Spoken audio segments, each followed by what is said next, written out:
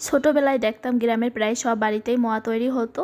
ঘরে বানানো মুড়ি, চিড়ার মোয়া ছোট বড় সবারই প্রিয় খাবার ছিল। বাড়িতে অতিথি এলেও আপ্যায়নের সহজ উপকরণ ছিল মোয়া। সময়ের সাথে এটি কিন্তু আর সহজ উপকরণ নাই, এটি তো এখন তেমন একটা দেখাই যায় না। বাজারে কিনতে পাওয়া গেলেও কিন্তু সেইগুলাতে আগের মতো স্বাদ পাওয়া যায় না। খাঁটি খেজুরের গুড় দিয়ে মোয়া তৈরি, সেগুলো স্বাদই ছিল অন্যরকম। ছোটবেলার সেই স্বাদ ফিরে পেতে আজকে আমি বাসায় তৈরি করব খেজুরের গুড় দিয়ে মোয়া। আজকে আমি মুড়ি বা চিড়ার মোয়া তৈরি করছি না, আজকে আমি তৈরি করব চাল ভাজা আর তিলের মোয়া।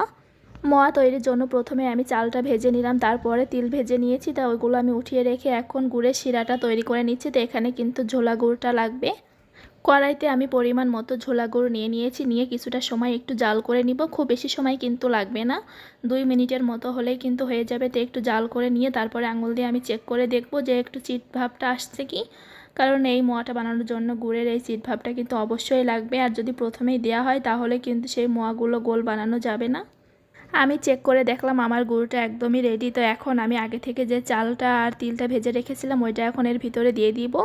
দিয়ে এখন সব কিছু একসাথে নেড়ে তারপরে ভালো করে মিশিয়ে নিতে হবে। এই পর্যায়ে কিন্তু চুলার জালটা জ্বলবে।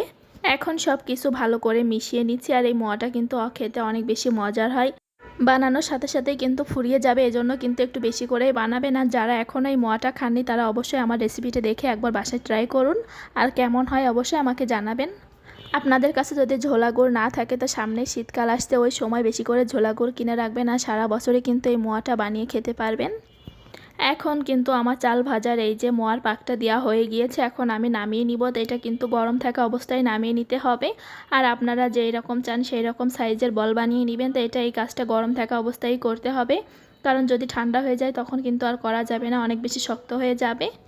প্রথমে আপনারা হাতটা একটু পানি দিয়ে ধুয়ে তারপরে মোয়াটা বানাবেন, তাহলে কিন্তু আর গুড়টা আপনাদের হাতে লেগে আসবে না, তা না হলে গুড়টা হাতে লেগে যাবে। এখন আমি আমার পছন্দ মতো মোয়াগুলো বানিয়ে নিচ্ছি। যেহেতু আমার এখানে অল্প পরিমাণেই ছিল, এজন্য কিন্তু আমি মোয়াগুলো সাইজটা একটু ছোট ছোটই করছি। মোয়ার এই যে গোল গোল শেপটা কিন্তু আমার অনেক পছন্দের একটা কাজ, তাই এই সময়টা কিন্তু আমার ভালোই লাগছিল এই মোয়াগুলো বানাতে। এইভাবে বেশি করে মোয়া বানিয়ে কিন্তু আপনারা একটু ঠান্ডা করে কন্টেনারে ভরে রেখে দিতে পারেন, সারা মাস ধরেই কিন্তু খেতে পারবেন, কোনো সমস্যাই হবে না। আর যখনই বাচ্চারা কান্নাকাটি করবে তাদের হাতে একটা করে ধরিয়ে দিবেন, তাহলে কিন্তু তারা অনেক বেশি পছন্দ করবে। বাসায় তৈরি এই মোয়াগুলো কিন্তু ছোট বড় সবারই পছন্দের একটা খাবার। বাজারে তো অনেক কিনতে পাওয়া যায়, কিন্তু সেগুলো স্বাদ কিন্তু বাসার মতো এরকম হবে না।